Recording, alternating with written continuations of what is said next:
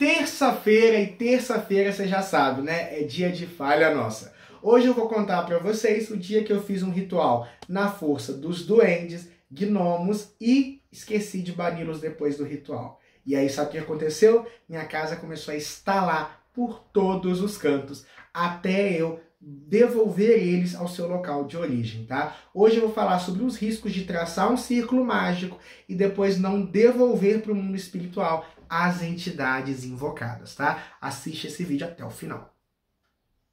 Pessoal, então vamos falar de Falha Nossa, né? Esse quadro aqui que sei que vocês gostam muito, onde eu conto histórias curiosas que aconteceram comigo ou com pessoas próximas a mim, onde a gente se fazendo magia, né, por falha nossa mesmo, como o quadro já diz, e o que a gente aprendeu com isso, e aproveitar e te ensinar a magia sempre com uma história curiosa, tá? Eu escolhi terça-feira para fazer esse quadro, porque terça-feira é um dia que as coisas costumam dar errado, né? Tem até um ditado em espanhol que fala o seguinte: em martes é terça-feira, tá? Em martes no viaje, no te cases, e também não te aparte de tua família, quer dizer, não se afaste da sua família, não viaje, não case na terça-feira, porque a energia de terça-feira é a energia de Marte, né? Energia pesada. Então por isso que eu escolhi terça para fazer o Falha Nossa.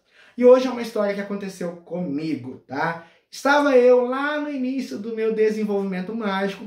A maioria das histórias, né, gente, elas são mais antigas, porque a gente vai envelhecendo no caminho mágico, no meu caso tem mais de 10 anos dedicado à prática espiritual, então a gente vai amadurecendo e vai fazendo menos cagada com o tempo. Mas até hoje ainda acontece.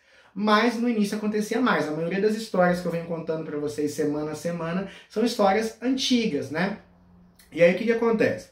Tava traçando um círculo mágico, queria fazer um ritual de prosperidade, né? De abundância, precisava de cunho, precisava de prata, cascalho, din-din, bunfunfa, arame farpado. Precisava, né? Precisa até hoje, mas na época precisava mais.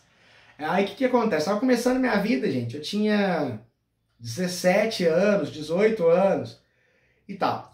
E aí estava estudando e descobri que os elementais da terra, os gnomos, eles são guardiões dos tesouros, da prosperidade, da abundância. E maravilha, né? Gnomos, aqueles que guardam o din-din, aqueles que guardam o dinheiro na nossa vida. E aí, beleza. Tracei um círculo mágico, já sabia traçar um círculo mágico, invoquei os duendes e gnomos para dentro do meu círculo, fiz um ritual de fartura, prosperidade e abundância, agradeci os gnomos e destracei o círculo mágico e fui viver minha vida normal. E viveu feliz para sempre. Conversa fiada, porque se você já manja de magia, você entendeu o que eu fiz de errado. Eu invoquei e não devolvi para o mundo espiritual as energias que eu invoquei. E sim, gente, sempre que você invoca uma energia, você precisa devolvê-la para o mundo espiritual, independente de qual energia seja, tá? A não ser que você invoque de forma devocional. Então, por exemplo, eu sou devoto de Lilith, então eu estou sempre rezando para Lilith, estou sempre conversando com Lilith, mas ativo ela devocionalmente. Se eu ativar a Lilith dentro de um círculo mágico, eu preciso depois agradecer a presença dela e humildemente convocar ela a voltar para o seu local de domínio, devolver ela para o mundo espiritual, onde ela reina. Senão a energia dela continua se emanando naquele ambiente. Os deuses, eles costumam, né, ser um pouco mais assim sábios, eles costumam ser mais... Eles entendem a fragilidade humana. Os elementais, não.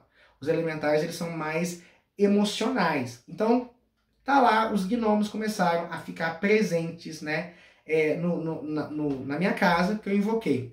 E aí, beleza, começou uns estalos. Os móveis da minha casa começaram a estalar. A geladeira estalava, o armário estalava, o guarda-roupa estalava, parede estalava. Parecia que tinha rato andando no teto, que ficava fazendo barulho. As portas, né, do nada às vezes batia. Chave começou a sumir, que é um horror aqui dentro de casa. Pequenas coisas começaram a sumir. Caneta, chave, isqueiro, carteira estava num lugar, quando eu via estava em outra. E no início eu não me dei conta, mas quando começou a acontecer demais, eu falei, opa, tem alguma coisa errada aqui. Fui ver nos oráculos, vi que tinha presença espiritual, mas não era magia feita. Falei, gente, não é magia feita, mas é presença espiritual. Aí a minha intuição, né, que os nossos mentores sempre aqui nos apoiando, me mostrou mentalmente a cena do ritual que eu fiz e deixei a minha casa cercada de elementais da terra. E os duendes, gnomos, elementais da terra como um todo, eles não são nem bons nem maus, eles só são. Então eles atuam nos elementos, na madeira, né? Na terra, nas paredes, nos móveis, e aquilo assim, eles brincam, eles ficam nervosos, eles brigam entre eles, e assim, é sério, saber lidar com elementais é um negócio complicado. Eu quero ver se eu monto um curso esse ano só para falar de elementais, porque tem gente que acha que é só ter um duende em casa e tá tudo bem. Não é tão simples assim, tá? E aí o que acontece? Eu fui estudar o que eu tinha que fazer, porque não adiantava eu só abrir o círculo mágico. Eu precisava saber. E aí o que eu descobri? Que quando você tem problema com algum dos reinos elementais, você invoca o rei daqueles elementais. Cada um dos 4 elementos tem um rei. Então você tem Din, que é o rei do fogo, Nixa, que é o rei da água, Paralda, que é o rei do ar, e Gobi, que é o rei da terra. E é esse 4º Gobi a quem eu preciso invocar caso eu tenha algum problema. Se você trabalha com magia angelical, você pode invocar também o arcanjo, tá? Então, todo reino elemental, ele é regido por um rei, que são esses 4 que eu citei, e pelos 4 arcanjos. Então, no caso, por exemplo, o arcanjo Uriel é o arcanjo que eu poderia trabalhar, que é o arcanjo da terra, para resolver os meus problemas de obsessão espiritual por gnomos, tá? E aí foi o que eu fiz, eu invoquei Gobi e Uriel e resolveu o problema, os móveis pararam de instalar, as coisas pararam de sumir e eu aprendi a nunca invocar e deixar para lá. Sempre banir de volta para o reino espiritual e tira a ideia do banir como algo ruim, tá? Banir é só devolver para a origem, né? E você faz isso com muito respeito. E também a gente sempre devolve para a Terra o excesso de energia que fica no nosso campo áurico, através do aterramento. Banir e aterramento são coisas que todo bruxo, especialmente aquele que pratica magia há mais tempo, precisa saber, tá, gente? Se vocês quiserem, eu posso trazer vídeos sobre isso no futuro, é só comentar aqui embaixo.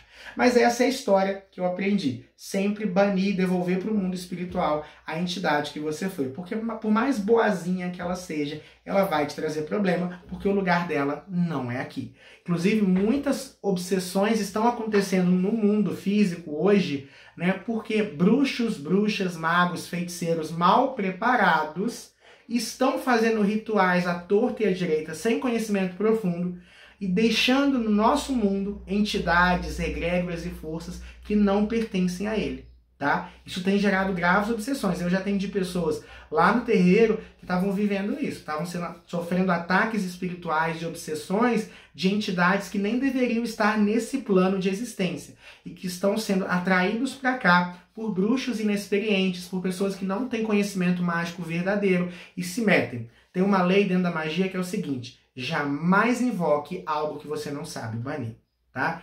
Esse foi o Falha Nossa de hoje. O que vocês acharam disso? Comenta aqui embaixo que eu quero ver a opinião de vocês, tá bom? Vejo vocês no próximo vídeo. Tchauzinho!